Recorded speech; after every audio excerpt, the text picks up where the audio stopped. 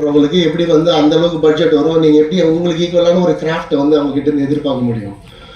So ஒரு முதல் படம் பண்ணுற இயக்குனருக்கு வந்து அந்த படம் பண்ணுறது எவ்வளோ கஷ்டம்னு அவனுக்கு தான் தெரியும். அவன் எங்கேயோ ஒரு கிராமத்துலேருந்து வந்து இங்கே கஷ்டப்பட்டு ஒரு ஃபஸ்ட்டு படம் அப்படி தான் இருக்கும். ஏன்னா வந்து அன்றைக்கி மேடையில் பேசின இயக்குனரோட முதல் படத்துலையும் கிராஃப்ட்னா என்ன அப்படின்னு மக்கள் பார்த்து அவங்க பாராட்டி தான் அவர் வந்து வந்திருக்காரு. அப்புறம் ஸ்டேஜில் வந்து இங்கே வர படங்களுக்கெல்லாம் கிராஃப்ட் இல்லைன்னு சொல்கிறது ரொம்ப தப்பு. ஸோ பத்திரிகையாளருக்கு நான் ஒரு கோரிக்கையாக இதை வச்சுக்கிறேன்.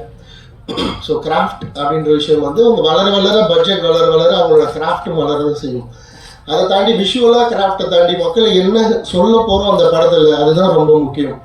அதுதான் நம்ம ஒளிப்பதிவாளர் பாலமகேந்திரா சார் சொல்லியிருப்பார், நீ எந்த பேனலில் எந்த குவாலிட்டி பேனலில் கதை எழுதுற அப்படின்னு யாராவது கேட்டிருக்காங்களா.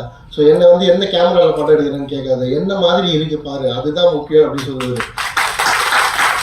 ஸோ என்ன சொல்ல வரும் சினிமாவில், எங்களுக்கு கிராஃப்ட் தெரியுது தெரியல அதெல்லாம் தாண்டி நாங்கள் சொல்கிற விஷயங்கள் இந்த மண்ணுக்கு பயன்படுது, இந்த மக்களுக்கு பயன்படுது, இந்த மக்களோட பிரச்சனையை சினிமாவில் பேசுகிறோமா, இந்த மக்களுக்கு தேவையான விஷயத்த கன்வே பண்ணுறோமான்றது தான் பார்க்கணும். அதுதான் எங்களுக்கு தெரிஞ்ச கிராஃப்ட். ஸோ என்னோட படம் நான் பண்ண படம் அவங்க மோஸ்ட்லி என்ன எடுத்து தான் அதெல்லாம் பேசினாங்க. நான் பார்த்து அவங்க அடிக்கடிக்கு மீட்டிங் போடுறப்பெல்லாம் நான் என்ன சார்ந்து இருக்கிற சில இயக்குனர்கள் அவங்க மாதிரி பண்ணுறத வலதுசாரி சிந்தனை படங்களை தான் அப்படி அப்பப்போ கான்ட்ரோல் பண்ணி பேசுவாங்க. ஸோ இங்கேருந்து வளர்ந்து வர வலதுசாரியிலேருந்து இப்போ தான் சினிமா பேச ஆரம்பிச்சிருக்கு. ஸோ அதே வந்து இங்கேயே அவங்க வந்து எப்போ பார்த்தாலும் அதை கலாய்ச்சிட்டு பேசுறது வருத்தமாக இருக்குது. அது இனியும் உங்கள் வேலையை பாருங்கள், எங்கள் வேலையை பார்க்குறேன். எதுக்கு பயம், எதுக்கு மேடை போட்டு எப்போ பார்த்தாலும் அந்த 100 முகங்களை தான் திரும்ப திரும்ப கேள்வி கேட்டு அதுக்கு பதில் சொல்லி அதை வந்து ப்ரமோட் பண்ணிட்டியா, அதெல்லாம் நீங்கள் உங்கள் வேலையை பாருங்கள். இங்கே படம் பண்ணுறவங்க இங்கே படம் பண்ணுறோம், மக்கள் வந்து எது நல்ல படமோ அதை வந்து மக்கள் பார்க்க போகிறாங்க.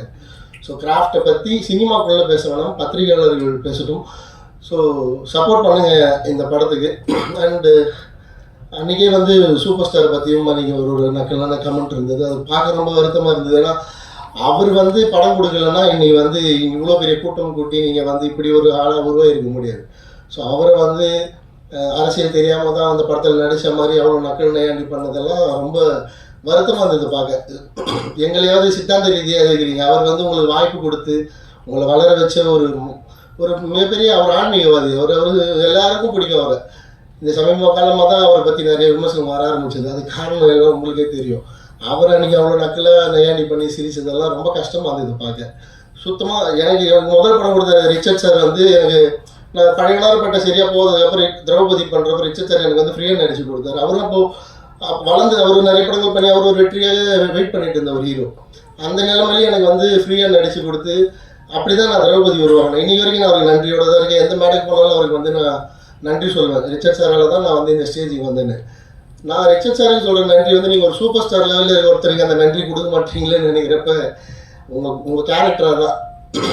ஸோ அதெல்லாம் பண்ணாதீங்க சினிமாவில், அது வந்து தப்பு. அது வந்து அவருக்கு வந்து சான்ஸ் கொடுக்கலன்னா நீங்கள் ஒன்றுமே இல்லை, இந்த ஸ்டேஜில் நின்று இருக்க முடியாது. இதே ஸ்டேஜில் தான் வந்து அவரை பற்றி அவ்வளோ கேவலமான ஒரு சிரிப்பு அந்த கேள்வி வரப்போ அவருக்கு அரசியல் புரிதல் இருக்கா இல்லைன்னா நமக்கு தேவையில்லாத. அவர் ஒரு நடிகர், நம்பி உங்களை படம் கொடுத்தாரு.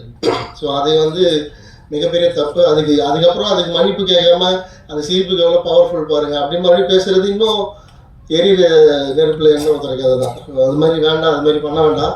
வல்லதுசாரி படங்கள் வரதான் செய்யும். இந்த மாதிரி கடவுள் சம்மந்தப்பட்ட படம் ஐயப்பன் பக்தர்களுக்கு படம் வந்து எத்தனை வருஷம் ஆச்சு, கிட்டத்தட்ட ஒரு 20 வருஷத்துக்கு முன்னாடி நான் பார்த்துருக்கேன் அந்த மாதிரி படங்கள். இப்போ எங்கே வருது அந்த மாதிரி படங்கள்லாம்? காரணம் நீங்கள் யாரும் அதுக்கெல்லாம் சப்போர்ட் பண்ணாமல் சித்தாந்தமாக வேறு மாதிரி சப்போர்ட் பண்ணுறது தான் அதுக்கெல்லாம் காரணம். ஸோ இந்த ரூபன் மாதிரி படங்கள்லாம் தேட்டருக்கு வரப்போ சப்போர்ட் பண்ணுங்கள். இந்த மாதிரி படங்களும் வரணும்ல. அது கார்த்திகை மாதத்துக்கு வந்து முன்னெல்லாம் எப்பவுமே சேனல்ஸில் வந்து அந்த மாதிரி படம் போடுவாங்க. இப்போ எங்கே அந்த மாதிரி கடவுள் சம்மந்தப்பட்ட படங்கள்லாம் வருது? துர்கா மாதிரி படங்கள் எங்கே வருது? அம்மன் மாதிரி படங்கள் எங்கே வருது? அந்த மாதிரி படம் ஒன்று டேரக்டர்ஸே இல்லைங்க. சுந்தர்சி சார் எப்பயாவது 1-2 அந்த மாதிரி பண்ணுறாரு. அதுவும் ஒரு விஷுவல் ட்ரீட்டாக கிளைமேக்ஸில் மட்டும் வைக்கிறாரு. அவரை தவிர வேறு யார் அந்த மாதிரி படங்கள் இப்போ பண்ணுறாங்க? ஸோ அந்த மாதிரி இயக்குநர்கள் அந்த மாதிரி படங்கள் திரும்ப பண்ண ஆரம்பிக்கணும். எல்லா வகையான சினிமாக்களும் இங்கே வந்து தமிழ் சினிமாவில் வரணும். இதான் சொல்லிக்கிறேன். ஸோ நீங்கள் கிராஃப்ட் பண்ண தெரியாதுன்னு சொல்லாதீங்க. மக்களுக்கு தேவையான கலையை பண்ணுறது தான் எங்களுக்கு தெரிஞ்ச கிராஃப்ட். என்னோட படம் அரியலூரில் இருக்கிற பிரச்சனையை பேசும், விழுப்புரத்தில் இருக்கிற பிரச்சனையை பேசும், கடலூரில் இருக்கிற பிரச்சனையை பேசும், சிமெண்ட் ஃபேக்டரியில் அந்த மக்கள் எப்படி பாதிக்கப்பட்டிருக்காங்கன்னு பேசும், விழுப்புரத்தில் இருக்க பெண்கள் காலேஜுக்கு போய்ட்டு வந்து ஸ்கூலுக்கு போய்ட்டு வந்ததில் என்ன பிரச்சனைன்னு பேசும், சேலத்தில் இருக்க பெண்களுக்கும் வந்து ஆன்லைனில் எந்த மாதிரியான பிரச்சனைகள்லாம் வந்து அவங்களோட வறுமையை பயன்படுத்தி ப்ராசஸுக்குள்ளே கொண்டு போகிறாங்கன்னு பேசுவோம். ஸோ அதுதான் இந்த மண்ணுக்கான கிராஃப்டாக நாங்கள் நினைக்கிறது. இங்கே இந்த போயிட்டு பாம்பேயில் நடக்கிற பிரச்சனையும் மலேசியாவில் நடக்கிற பிரச்சனையும் படம் பண்ணுறது இல்லை கிராஃப்ட்.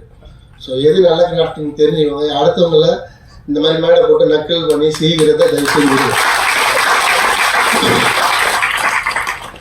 அதுவும் இல்லாமல் ஜானரை எக்ஸ்ப்ளோர் பண்ண மாட்டாங்க. ஒரே ஜானர் சுற்றி ஒரே படம் பண்ணிட்டு அவங்களுக்குள்ளேயே விமர்சனம் பண்ணி அவங்களுக்கு பாராட்டுறதுக்குன்னு ஒரு 10 சினிமாவில் பெரிய ஆட்கள் இருக்காங்க. எந்த படம் பண்ணாலும் அவங்க வந்து அதை வாழ்த்து ட்வீட் போடுறாங்க, படம் பார்க்குறாங்களோ இல்லையோ. அது நிறைய ஜானர்ஸ் இருக்குது பண்ணுறதுக்கு. நீங்கள் பேசுகிற சித்தாந்தத்திலேயே நிறைய ஜானர்ஸ் இருக்குது. 2022 தான் முதல் ஒரு தலித் பிஷப் வந்து தமிழ்நாட்டில் உருவானார் மதுரையில். அதுக்கு முன்னாடி ஒரு நான் தான் படம் எடுத்தேன், கிறிஸ்டியானிட்டிக்கு கேஸ்ட் கிடையாதுங்க. இருந்தாலும் சமூகத்தில் வந்து நிறைய கிறிஸ்டியன்ஸ் வந்து கூட கேஸ்ட் சேர்த்து தான் போட்டுக்கிறாங்க. அப்படி தலித்துலேருந்து கன்வெர்ட் ஆன கிறிஸ்டியன்ஸுக்கு வந்து ஒரு பிஷப் ஆகிறது வந்து எவ்வளோ கஷ்டம், அதில் எவ்வளோ பிரச்சனை இருக்குன்றது சினிமா வேணுங்க. இங்கேருந்து மதம் மாறின பட்டியலிருந்து மதம் மாறின நிறைய இஸ்லாமிய பெண்கள் இருக்காங்க, கல்யாணம் முதிர் கன்னிகளாக இருக்காங்க. அவங்க ஒரு புக்கே எழுதியிருக்காங்க, கருப்பையங்கள் நூர்ஜகான் அப்படின்னு சொல்லி. அந்த மாதிரி விஷயங்கள்லாம் படமாயிடுங்க. அது வந்து அந்த மக்களோட பிரச்சனை தானே, உங்கள் சம்மந்தப்பட்ட மக்கள் பிரச்சனை தானே. அதெல்லாம் விட்டுட்டு வேற யார் எப்பயோ 100 வருஷத்துக்கு முன்னாடி 70 வருஷத்துக்கு முன்னாடி நடந்தது அதையும் காட்டுங்க, தப்பு இல்லை. அதையே திரும்ப காட்டி எதுக்கு பிரச்சனை, இன்னைக்கு சமூகத்தில் என்ன பிரச்சனை இருக்குது, உங்களை சுற்றி இருக்கிற நிறைய பேருக்கு நிறைய தேவை இருக்குது. பொல்யூஷன் பிரச்சனை இருக்குது, நிலத்தை பிடிக்கிறாங்க, நிறைய பஞ்சம் நிலங்களை நிறைய பேர் வந்து குடிங்க வச்சுட்டு திருப்பி தானே இருக்காங்க. அந்த மாதிரி எவ்வளோ பிரச்சனை இருக்குது. அந்த மாதிரி ஜானர்லாம் எக்ஸ்போஸ் பண்ணுங்க. அதை பண்ணாமல் திரும்ப சுற்றி ஒரு சமூகத்துக்குள்ளேயே சண்டையை வச்சு அது ரொம்ப தப்பு. எப்போ பார்த்தாலும் புத்த மதம் தான் ப்ரமோட் பண்ணுறீங்க. ஆனால் படத்தில் வந்து எல்லா ஹீரோட அம்மாவும் கிறிஸ்டியன்ஸாக தான் இருக்கிறாங்க. அது என்ன எனக்கே புரியல. அது ஒரு மதத்தை ப்ரமோட் பண்ணீங்கன்னா கரெக்டாக அந்த மதத்தை ப்ரமோட் பண்ணுங்க. இதில் நிறைய உள்ள சினிமாக்குள்ள பிரச்சனை இருக்குது. இவங்க பண்ணுற இந்த அரசியல் நிறைய ஃபண்டு தராங்க. அதெல்லாம் பேசுனா சினிமாக்குள்ளேயே சண்டை போடுற மாதிரி ஆகிடும். அவங்க பேசுனது ரொம்ப வருத்தமாக இருந்தது. அதை வந்து ஒரு பதிவாக பண்ணிடுறேன். ஸோ இந்த மாதிரி புது படங்கள் கஷ்டப்பட்டு அவங்க ஒரு ஊர்ல இருந்து ஒரு 10 பேர் சேர்ந்து காசு போட்டு படம் பண்ணி தெரியாமல வந்து படம் பண்ணிடுறாங்க. விஷுவலாக பார்க்குறப்ப நிஜமாலே இந்த வாய்ப்பு இருந்தது. அதை மக்கள் பார்க்கணும், விட்டுருங்க. அதை விட்டுட்டு அதுக்குள்ளே நீங்கள் ஐடியாலஜியை கண்டுபிடிச்சி கிராஃப்டை கண்டுபிடிச்சி ஆரம்பத்திலே அவங்களை வந்து தட்டி வர்றது கேள்வி வர்றது மிகப்பெரிய தப்பு. சினிமாக்குள்ளே இருந்துட்டு அதை செய்யாதீங்க. இன்னைக்கு சினிமா எப்படி இருக்கு, இந்த வருஷம் ஒரு படம் கூட ஹிட் ஆகல. இந்த வருஷம் தெரியும், எல்லாருக்குமே தெரியும். ஸோ சினிமா நல்லா இருக்கணும். சினிமாக்குள்ள வந்து எல்லா படத்தையும் சப்போர்ட் பண்ணுங்க, ஐடியாலஜி எல்லா படத்தை சப்போர்ட் பண்ணாமல் நான் சொன்ன ஜானர்ல நீங்கள் படம் பண்ணுங்க. நான் வந்து உங்கள் கூட என்ன ஸ்டேஜில் இருந்து உங்கள் படத்தை வாழ்த்துறேன்.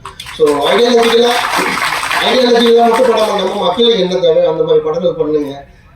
சொல்லணும்னு தோணுச்சு. நிறைய இதில் தப்பாக கூட இருக்குது. ஏன்னா வந்து ஒரு சாரலுக்கு எதிராக திருப்பி கொண்டு போவாங்க இதை வச்சு. நான் அந்த மாதிரி ஆளுலாம் இல்லை. எனக்கு என்ன தோணுதோ நான் வந்து அதை ஸ்ட்ரெயிட்டாக பேசுவேன், கரெக்டாக பேசுவேன்னு நினைக்கிறேன். எப்படியும் நான் வரதான் போகுது என்னென்னமோ கமெண்ட்லாம். என்ன பண்ணாலும் எப்போ தேவையோ நான் வந்து இதெல்லாம் பேசுவேன், சினிமாலேயும் இதெல்லாம் பேசுவேன். ஸோ நான் இருக்கிற வரைக்கும் நீங்கள் உங்கள் இஷ்டத்துக்கெல்லாம் பேசிட்டுலாம் இருக்க முடியாது. இந்த படம் மிகப்பெரிய வெற்றியடை என்னோட மனமார்ந்த வாழ்த்துக்கள்.